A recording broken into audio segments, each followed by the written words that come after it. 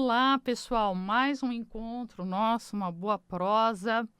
E aí a gente já tem uma chamadinha que a Cris Menberg é benzedeira, entre outras várias coisas, mas é muito importante eu deixar claro aqui que eu sou espiritualista e existe aí uma dúvida, né, se o catolicismo ele necessariamente tem que ser católico, né? E não é verdade. Então, as benzedeiras antigas, aquelas senhorinhas maravilhosas, elas seguiam, na maioria das vezes ali, ou o catolicismo, porque o Brasil sempre foi um país católico, isso depois da chegada dos portugueses, vamos deixar bem claro, né? Então, a gente tem aquela lembrança das senhorinhas e tudo mais. Essas senhorinhas que a gente não encontra mais e muitos perguntam onde estão essas senhorinhas, infelizmente, passaram para outro plano, né? Ou deixaram de benzer pela pressão que elas... né? Era difícil, gente, muito difícil, porque teve uma boa época, e olha que eu posso dizer, até vou abrir uma aspas, assim, eu ia falar um tempo atrás, que você não podia dizer que você era benzedeira, porque não era permitido.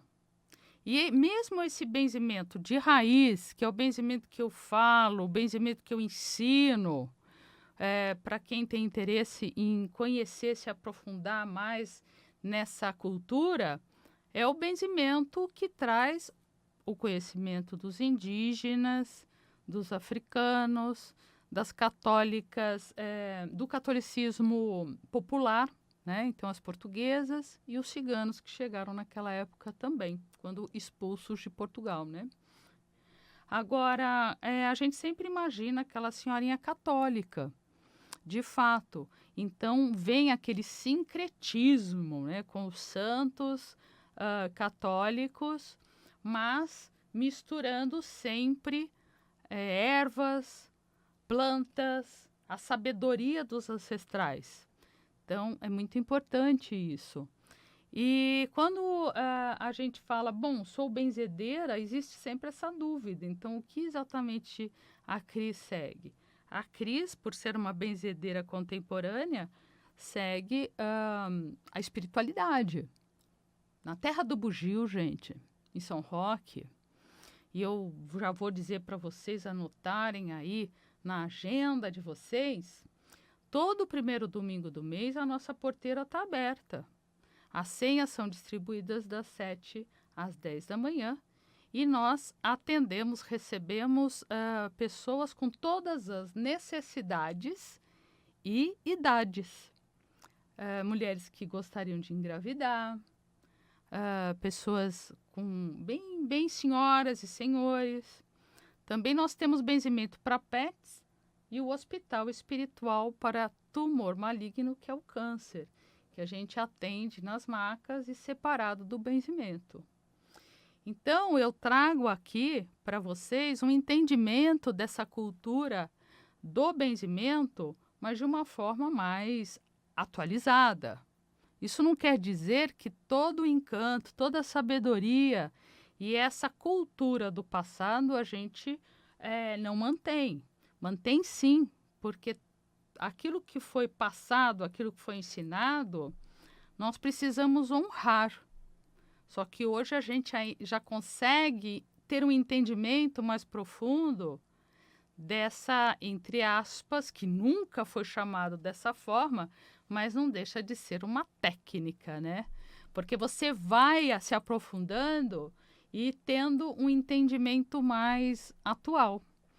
Então, óbvio, claro, que nós temos aí a fé, que não pode faltar de jeito nenhum, e não necessariamente em outras formas de cuidar nós precisamos da fé. Uns ainda acham que não precisa da fé, eu acho que sempre, né? Acreditar que vai dar certo. Então, o benzimento, ele traz essa fé, ele traz essa conexão com os antepassados, traz a conexão com a natureza, com os elementos da natureza. Então, o benzimento é cultural, mas não deixa de ser, de certa forma, quando você entra em pesquisas mais profundas, uma forma, uma técnica. Nós trabalhamos com a energia das pessoas e nós conseguimos, através do coração, benzer é querer o bem, abençoar. Então, através da conexão do nosso coração com o coração de quem está sendo atendido, mais os pensamentos, que é todo esse conhecimento que nós trazemos dos elementos da natureza. E também da palavra, esse é um resumo do que é o benzimento, né?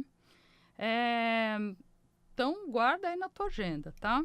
Agora, é claro que eu aplico a benzedura, mas eu aplico outras técnicas no meu trabalho, né? O benzimento não deixa de estar dentro de mim. Eu sou benzedeira, nunca neguei. E outras técnicas que a gente vai adquirindo durante o tempo, né? Nos atendimentos de missão de alma, quando eu falo de missão de alma, é o conhecimento que você precisa ter, que é necessário ter, que vai te ajudar bastante, esse entendimento do que você veio fazer aqui na Terra. O que você veio fazer? Quem você é energeticamente? Então, é um entendimento, na minha opinião, super importante, tá? Super importante mesmo. Porque você começa a olhar para você mesmo e entender o que você veio fazer. Te facilita muito até os mais jovens a buscar uma profissão, ajuda demais. A minha missão eu consegui descobrir. Eu já tinha isso desde pequena. Desde muito pequena, já médium, trazendo uma paranormalidade. Mas era uma coisa tão natural que era como se fosse beber água. Era muito diferente. Porque tudo, no meu caso, ali era muito natural. Então, eu conto para vocês e conto sempre que o primeiro momento que os meus pais perceberam que tinha alguma coisa estranha, porque naquela época se olhava como estranho. E hoje, no curso de benzimento para bebês, eu digo, gente, e para crianças novinhas, eu sempre falo, deixa a criança ver, porque ela está vendo mesmo. Até os 7 anos de idade, ela tem essa facilidade de ver, né? Então, eu já pequena, eu dizia, eu vou ver os mortos, eu vou conversar com os mortos. Então, uma criança que fala para os pais com essa naturalidade toda, naquela época já não era uma coisa muito normal, né? Então, mas é normal, gente. Por quê? Porque nós somos a espiritualidade também. E lembrando que não necessariamente nós somos religião, mas espiritualidade sim, porque nós temos um espírito. Então, se trabalha o corpo físico, o mental e o espiritual. E hoje eu trago assim um pensamento, uma prosa, como que a gente trabalha também essa insegurança. O que é essa insegurança? Como que o benzimento trata essa insegurança? Porque se você para pensar um pouquinho, lá na Terra do Bugio, em São Roque, nós recebemos pessoas de várias religiões. Nossa, várias. E o benzimento, ele tem que ter um olhar holístico. A gente sabe disso. Ele já sempre teve um olhar holístico, mas as benzedeiras, as pessoas em geral, tinham menos conhecimento. Mas aí quando a gente fala de insegurança, a gente acaba colocando essa insegurança sem o entendimento da onde vem essa insegurança e principalmente, né, então, em que momento essa insegurança apareceu? Por que essa insegurança apareceu? Certo? É uma insegurança de um estado emocional. Isso nós já sabemos, né? Então, nós estamos inseguros, obviamente, por uma questão emocional. Nós podemos dizer que o medo, a alegria, né? A raiva, é um estado emocional. Como dizem os budistas, e eu pude aprender bastante tempo, muitos anos com o budismo tibetano, de fato é um estado. Aquela situação não necessariamente ela existe por si só. Aliás, nada existe por si só. Alguém precisa estar vivenciando e olhando aquela situação. Então, esse estado emocional, ele pode acontecer, e essa insegurança, por sua vez, por vários motivos. Então, podem ser experiências ruins no passado. Por que não? Você vivenciou algo que te trouxe uma insegurança, uma negatividade, uma sensação ruim. Uma outra questão também, que seria muito importante que a gente começasse a olhar o que nós estamos sentindo e por que nós estamos sentindo. Por isso que eu vivo dizendo para vocês, gente, autoconhecimento vem em primeiro lugar. Você não consegue seguir em outras questões se você não tiver um olhar para você. Quem você é, o que você gosta, o que você não gosta, por que você fica insegura, por que você fica alegre. Então, as inseguranças, elas podem surgir de várias situações, mas nós já sabemos que é um estado da nossa emoção. Então, vamos supor que você é uma daquelas milhões de pessoas que vivem se comparando com outras pessoas. Vamos supor que você seja mais uma daquelas que vive e se apresenta e coloca o cabelo, usa roupa para os outros gostarem. Então, vai depender muito da opinião das pessoas. Então, isso é um problema seríssimo, porque você, no fundo, vive para os outros, né? Na aparência, na forma de dizer e que turminha que você está hoje, enfim. Então, essas experiências negativas do passado trazem essa insegurança, a falta do reconhecimento de quem você é, você se comparar com as pessoas, você se julga, o autojulgamento ele é constante, então você tem medo do fracasso, e aí eu pergunto, o que é fracasso? Eu gostaria muito que você parasse para pensar agora e respondesse, né? Tô aí do seu ladinho, tô com você. O que é fracasso para você? Sinceramente, eu sempre pensei sobre isso, mas eu não vejo o fracasso como você tentou alguma coisa e não deu certo. Sinceramente, eu não vejo isso. Você pegou um caminho e não deu certo, você pega outro. E você pega o outro quantas vezes necessário. Para mim, fracasso, em primeiro lugar, é você se sentir um fracassado. Independente do que você faz, você está sempre numa posição de o ser fracassado, né? E uma outra questão também é você não se sentir capaz ou merecedor das glórias da vida. Isso, para mim, é uma pessoa fracassada. Você não se coloca na posição de merecedor. Se você vai receber ou não, vai depender muito da trilha que você resolveu fazer. E o quanto você se preparou antes, o quanto você não foi só por emoção, não é fogo de palha, enfim. Tem persistência, porque aí você fala, bom, o cara não faz nada, ele é um fracassado porque é um preguiçoso. Então tá tudo bem, combina, né? A pessoa é uma fracassada porque ela não se coloca numa posição que é merecedora. Ela acha que então, lá naquela divisão, desce todo mundo lá pro planeta Terra, Deus olhou para você e falou, você não vai ter sucesso porque eu não gosto da cor dos teus olhos. Isso nunca existiu.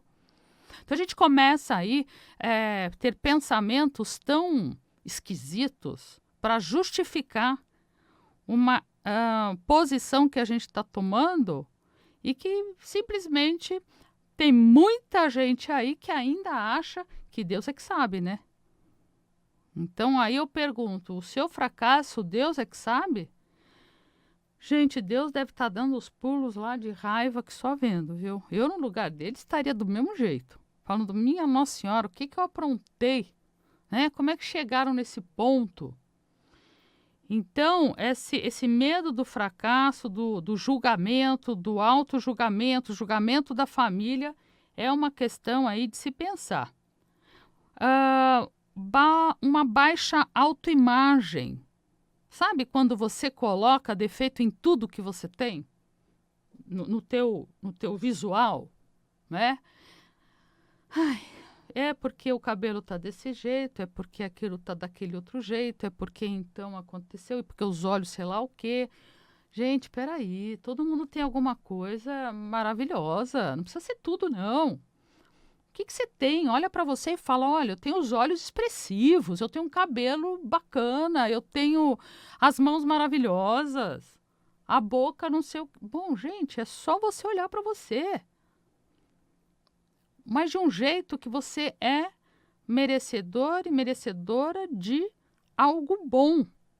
Então, dá uma olhadinha como que você está sentindo a sua autoimagem, se você está se colocando numa posição baixa. Uma outra coisa que traz essa insegurança, claro, é o estresse, né, dos ambientes, principalmente familiares. É muito estressante, né? E também nessas questões de quando você era criança, o que você viveu? O que você viu no meio familiar? Isso é complicado, porque aquilo vai entrando na tua cabeça, nos teus sentimentos, como a última das verdades. E, de fato, então, isso também precisa ser investigado. Isso tudo, gente, é autoconhecimento. Não tem como você passar a régua numa situação, numa escuridão sua, sem saber que está escuro.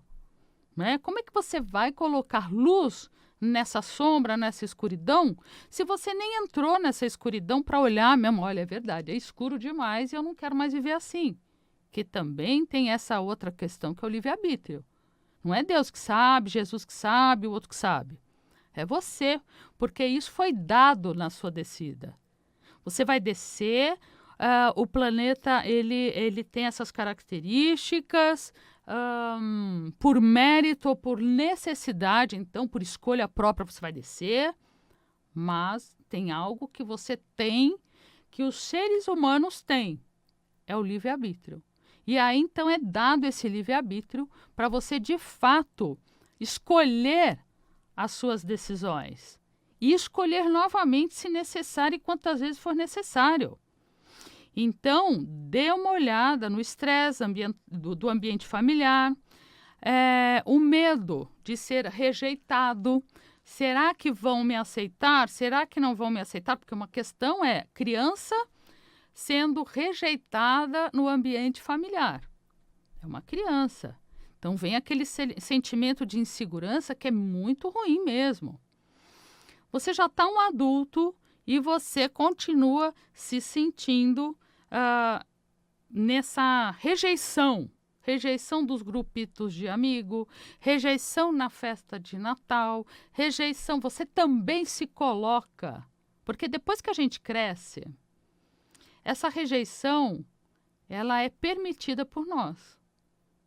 Então, seja a rejeição no teu trabalho, a rejeição na tua família, rejeição nos amigos, na festa, nos encontros, na festa de final de ano, confraternização. As pessoas só conseguem colocar a gente de lado se nós nos colocamos de lado antes.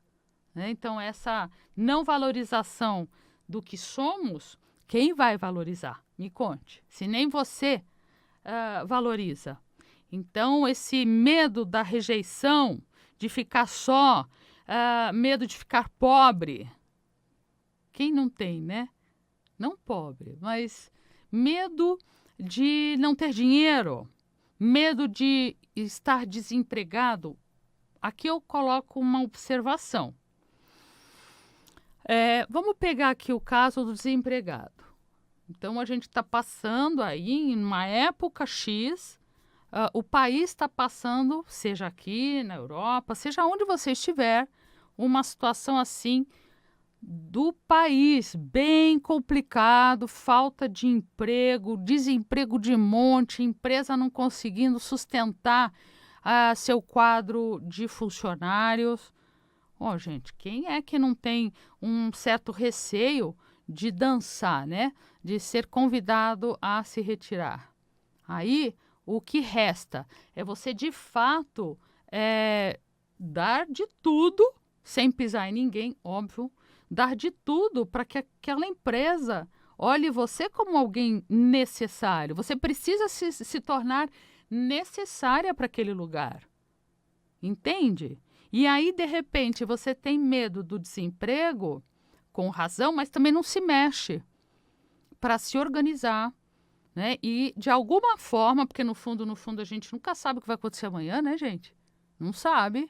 Mas, pelo menos, você se empenhou, você está atualizado, você está ali numa posição talvez melhor, ou nem tanto, comparando com outros, né? Desse quadro de colaboradores. Então, e o medo de ser rejeitado dentro de casa, com o marido, com a esposa, com os filhos, imagina. Tem gente grande, tem pai e mãe que tem medo de ser rejeitado pelo filho ou pela filha. Eu vejo umas trocas aí de papel que, se a gente não se organizar, o bicho vai pegar, né? Então, tem aí famílias que os filhos mandam nos pais. E tá tudo bem, é como se fosse natural. Não, gente, não é natural isso. Não é mesmo?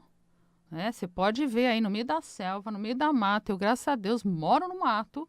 Existe uma questão que é a hierarquia dos pais e dos filhos e dos netos. Existe uma posição.